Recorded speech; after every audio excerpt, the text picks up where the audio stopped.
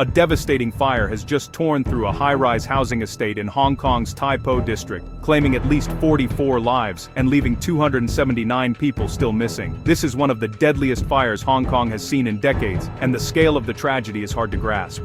So, what really happened? And how did things go so wrong so quickly? Let's break down what we know so far. On Wednesday afternoon, disaster struck. A fire broke out on bamboo scaffolding, part of a sweeping renovation project that started last July. Within minutes, flames raced up the side of the building, fueled by flammable styrofoam and foam sheets found on the scaffolding and building exteriors. 7 out of 8 residential blocks in the estate were quickly engulfed. The estate is home to almost 5,000 people. Many families were at home when the fire erupted, and with renovation works ongoing, the whole site was a maze of scaffolding and temporary barriers, making escape even harder. The fire reached the city's highest severity level, and it didn't take long for the scale of the tragedy to become clear. Firefighting crews faced an uphill battle. Windy conditions that afternoon pushed the flames even further, with the green mesh covering the scaffolding acting almost like a fuse. For close to 10 hours, firefighters fought to contain the inferno. 3 buildings were brought under control, but the remaining 4 continued to burn into the night. Tragically, one firefighter lost his life in the line of duty, and another is recovering from heat exhaustion. Amid the chaos, hundreds of residents were evacuated. But with the fire moving so fast, many were trapped or went missing in the confusion.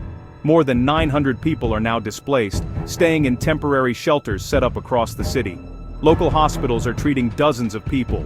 At least 45 are in serious condition, and as of this recording, 279 people remain unaccounted for. Authorities have launched a full criminal investigation. 3 men are already under arrest on suspicion of manslaughter. Investigators are focusing on whether safety standards for the renovation were followed, especially since the bamboo scaffolding and flammable materials seem to have played a major role in how quickly the fire spread. Questions are swirling about building codes, fire resistance, and whether regulations were enforced or ignored. This disaster has hit the community hard. Families are waiting for news about missing loved ones, and the city is mourning together. Political leaders have called this a massive catastrophe. All local election activities have been suspended, and there's talk of postponing the December 7th election entirely out of respect for the victims. Support is pouring in from across Hong Kong. Community organizations are providing food, temporary housing, and counseling for those affected. President Xi Jinping has weighed in, urging local authorities to do everything possible to rescue survivors and minimize casualties. But beyond the heartbreak, this fire has sparked urgent questions about high-rise safety, renovation practices, and just how prepared we really are for massive disasters like this.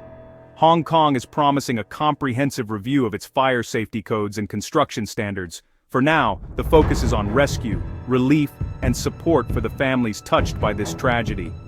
But in the weeks ahead, there will be tough conversations about accountability, building safety, and what must change so nothing like this ever happens again.